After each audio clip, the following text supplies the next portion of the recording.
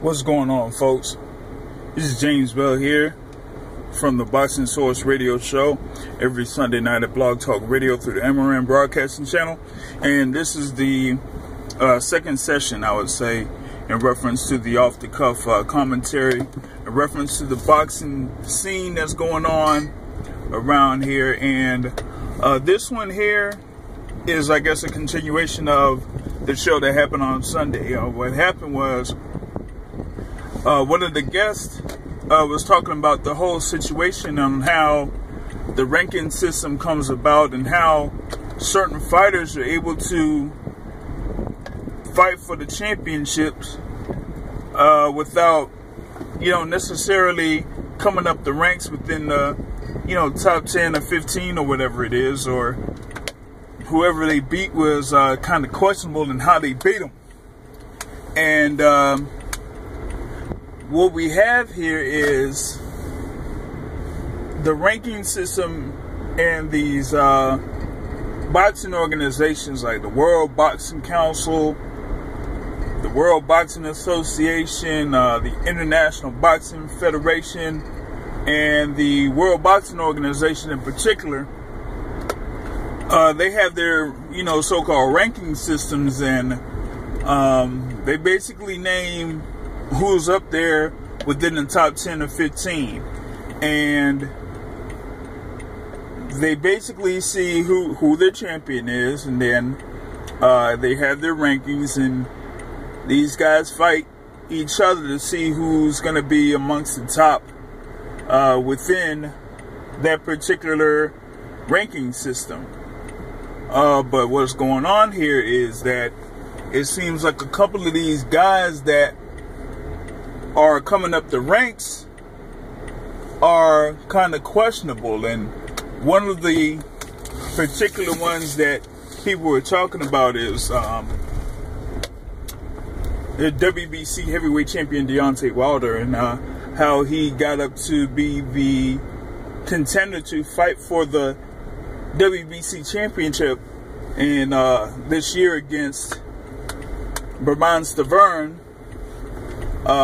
when he had a WBC eliminator fight against Malik Scott beforehand, and before that really didn't fight anybody of note, so to speak. And when he beat Malik Scott, it was a first round knockout. And people kind of question that, how he got that first round knockout against Malik Scott. Thing is, with Malik Scott, he's recently, scored a pretty key win over Tony Thompson.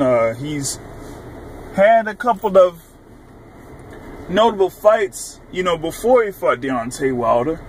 But this is a guy that, before he fought Deontay Wilder, he did go up against somebody that wasn't really known all too well. And then before that, he lost by TKO. I think it was up in Britain against one of the notable fighters in Britain. So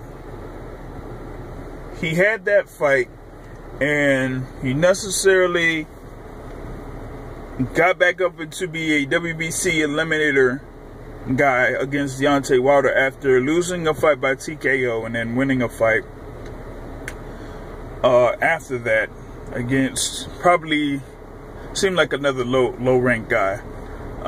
Pretty much posted details on it in the comment section for this video. But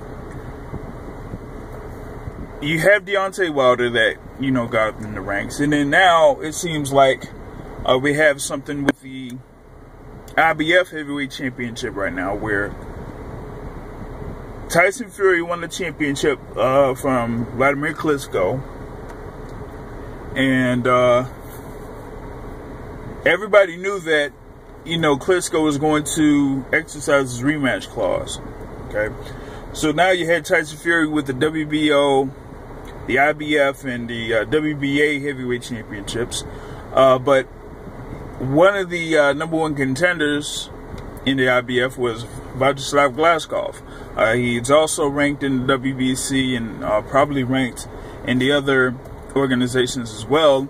But he's number one for IBF. And what he did was he kind of exercised that number one contendership and said that, Fury should fight me for the IBF belt. Well, of course, Fury had that easy decision, either fight Klitschko or fight Glazkov, and he said he'll fight Klitschko. And so he gave up that IBF belt. Now, here we have a situation with Glazkov fighting for the IBF belt against another guy that, kind of is out there, Charles Martin, who is another guy that's managed by Al Heyman. And to me personally, I haven't really seen Charles Martin fight in any type of PBC card or anything like that. Nothing like like if you see Dominic Brazil or another heavyweight guy that's out there like a Chris Arreola that may be floating around here and there. But that's basically an example of what's happening here with the ranking systems with these boxing organizations, and to see if they're in cahoots or in partnership with these promotional companies or these management companies. You have that example there was with Al Heyman, and the other example that we raised in the Boxing Source radio show was with Top Rank, and how the World Boxing Organization has a lot of top-ranked fighters holding their belts. You have Nonito Donaire, they just won a vacant belt. You have Timothy Bradley with the WBO belt in welterweight, and you have Terrence Crawford with the light welterweight WBO belt. If I'm not mistaken, I think that Lomachenko either also has a WBO belt or had it at one point at a time. So it's kind of questionable how you have these boards and boxing organizations that kind of seem like they're working with these promotional companies, management companies, and trying to get the specific guys to be their belt holders, instead of having all of these guys fight it out to see who the best is or who should fight for these particular belts.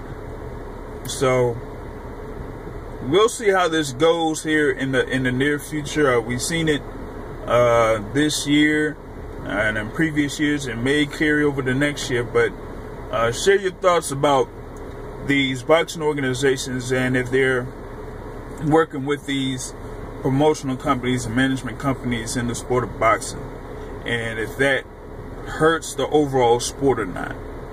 I'd like to hear your thoughts. I'll catch you next time, and then catch the show Sunday nights 7:30 Blog Talk Radio. Alright, have a good one. I'm out.